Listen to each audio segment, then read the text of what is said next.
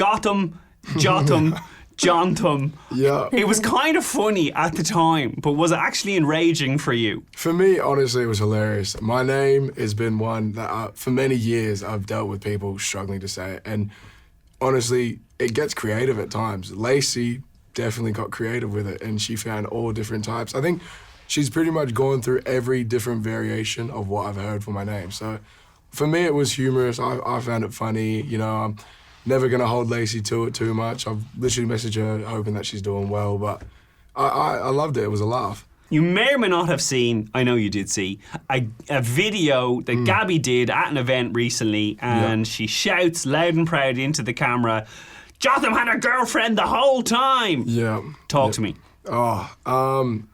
Shock seeing that, you know, I think... Because she revealed the truth, or no? No, not at all, not in the slightest. No, there's not been a girlfriend. I think quite crazy for me, the guy who's never had a girlfriend, to all of a sudden have a girlfriend before going on Love Island. So, I don't know, seeing that for me was shockful, seeing her say that. Quite disappointing as well, because me and her were on good terms as well. Okay. Outside of the villa, I'd reached out to her, asked her how she's doing with all the comments and everything that had been going around, and you know, we'd actually had a productive conversation. But, you know, I guess harsh feelings were still harsh as they were, and in the face of saying something to defame me, she did. And so no truth to it whatsoever. Were you kind of half seeing somebody, or is it she literally just plucked it out of wherever? Well, yeah, like I was single. There was definitely people before the show I was seeing, people I was talking to, like, you know, I've had the situationships, so yeah, like I've gone out, had people I was talking to, some more serious than others, so there's definitely, I guess, a truth that can be drawn from that, but there's never been a girlfriend. Yeah, So the statement of me having a girlfriend before, on, during, and after is just not true at all. Yeah, okay. As I said, as we are standing right now, people have seen you come back into the villa with Jade. We will get to that. But as you look back on the show and your relationship with Gabby and all the highs and lows and the craziness of it, how do you feel watching it back? Oh, it is a lot to watch back, honestly. I think watching myself process my thought process and emotions, and I was second guessing myself at that time in this villa. And I think watching it back, like second guessing yourself the whole time? Oh, pretty much the whole time I was in that villa. I had no idea what I was doing for myself and what the right move was, but I think now watching it back, I've learnt a bit more. I've grown a lot from the villa and learned now I should be more confident in what I want for myself. But, you know, I think it's interesting seeing that growth that very eventually comes. I mean, the drama is just beginning for me, and I still don't think I've hit that learning curve yet of being more like, this is what I need to speak for myself, and this is what I need to realize is right for me. So when you're looking back at it now, when you're saying, oh, like the growth and the learning hasn't started for me, because it seems like the dynamic a lot of the time was Gabby would come to you with a problem. Yeah. And then you would maybe reason it out and hash it out and you'd arrive at a solution. Then there would be another problem. Oh. So was there anything you've seen looking back on all the different disagreements and arguments you had where you go, oh, actually she had a point? Or are you kind of going, oh no, this was just pretty toxic? Look, yeah, I definitely don't think it was the healthiest situations, but I think she's definitely had points in the things she brings. Like, I'm never gonna completely throw out her argument for how she feels and how she thinks. Like, she's 100% valid to think and feel that way. I think that then comes into how we are different for each other and possibly a compatibility thing. Like, we weren't right. And I think one of the biggest errors on my behalf was that date when Mia and Boston had come in. Yeah. I'm there. I'm essentially speaking poorly of my partner to these girls, and that was never my intention. Like, oh, but like, are you being hard on yourself there? And like, I think Gabby has been a rock star on the show. Like, she is the main character energy, and she's kind of chaotic, and I'm sure she'll like have some learnings for herself. Yeah. But when I looked at the date, like, you did.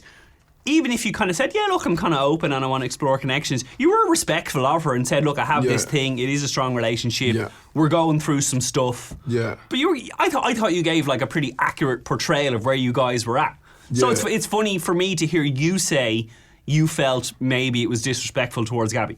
Yeah, I think like the biggest thing is it was an interesting situation, not expecting yourself in that date and having your partner watching it.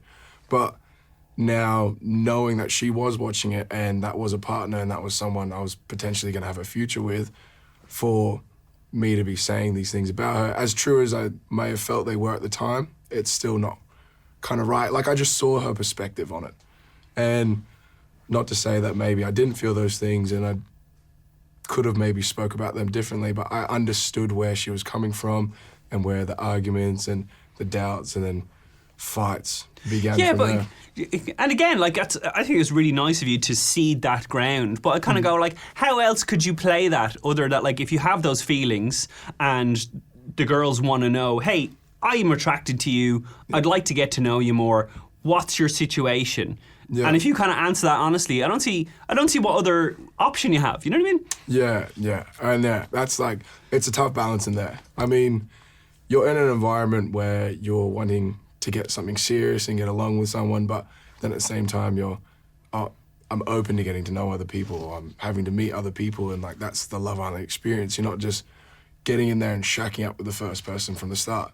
Like, you could, but I feel like that's not kind of what Love Island is. Like, you go in there to meet people, explore connections, and try and find your optimal person. So nothing in there is a right way, wrong way, and it is hard to find that balance. Did you feel kind of any kind of vindication or satisfaction, or maybe on the other side, like frustration, because Gabby went so hard at you around that time, but then obviously you got to look back on her going on the date with Alex and she's like, where's this man been all my life? Oh my goodness. I think for me, I don't know if this is odd, but weirdly the biggest feeling was relief. Like, I think now watching it back, like, I was a bit worried on myself, and like I was like, oh, I was doing the wrong thing, I was in the wrong, I was the bad guy. But, you know, seeing that clearly I wasn't so poor behaved and some of the things that I said were valid, it's like, oh, well, clearly I thought these things and I had these feelings for a reason, and that validated it.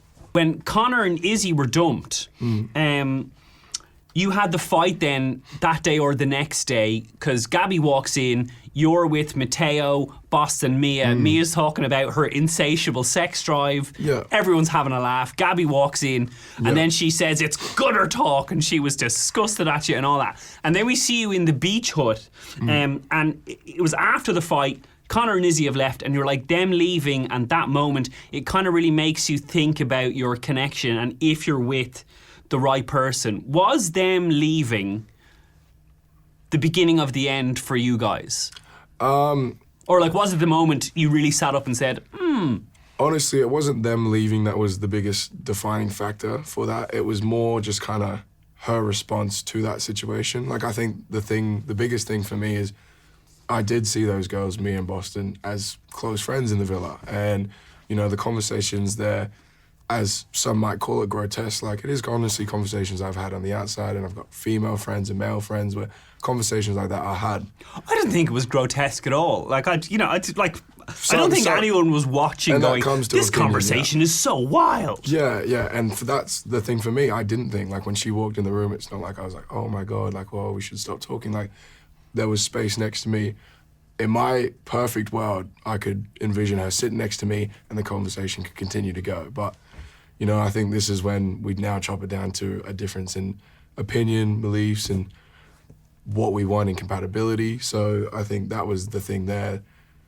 Coming out of that and talking to her and kind of just the way she spoke of the girls. And I didn't fully see everything. Like, now watching it back, I kind of see a bit of the treatment that Mia and Boston went through, which I hated to see, honestly. Like, I was oblivious to all of that going on.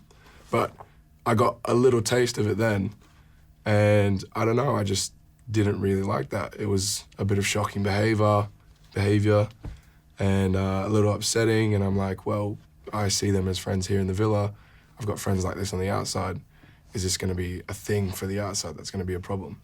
And I think that was the real turning point of going like, oh, is this maybe not going to work?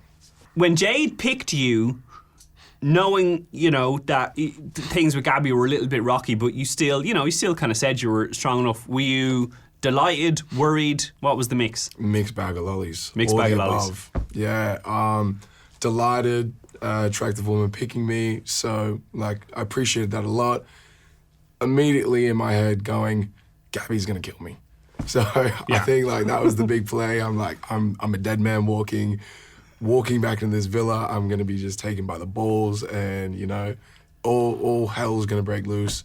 But you know, I think it was kind of good getting that environment of Hotel Amor, because you really do get taken away from everything in the villa, and it's like I called it the bubble. We were in a bubble where all that mattered was then and there, and getting to know Jade in the moment. And what was the balance of, because you had, you know, this big long journey with Gabby, what was the balance of, oh my God, Jade is like sensational, versus it's not quite right with Gabby and I should get out, and Jade's nice? I think just the way that me and her in those moments could still have free-flowing conversations, and it never felt like too awkward and it was too forced. Like, we could kind of banter off each other to feel more comfortable, and then she was just nailing it in every department of what I was looking for and what I said I want to do for myself in the future, which was travel and see the world and not be stuck in one place.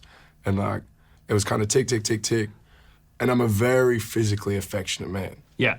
I move quick physically most time. So yeah, I think I was stopping myself from breaking that physical barrier until, as we know, the super fans got involved. And darn, drat those super fans. The damn but super fans. It was as much that you really were into Jade. Yeah, I was definitely into her person, her character, everything, attraction. Yeah, so I think once that physical barrier was broken, it just clicked in my mind, like, you know what, let me put my all into getting to know her in this environment.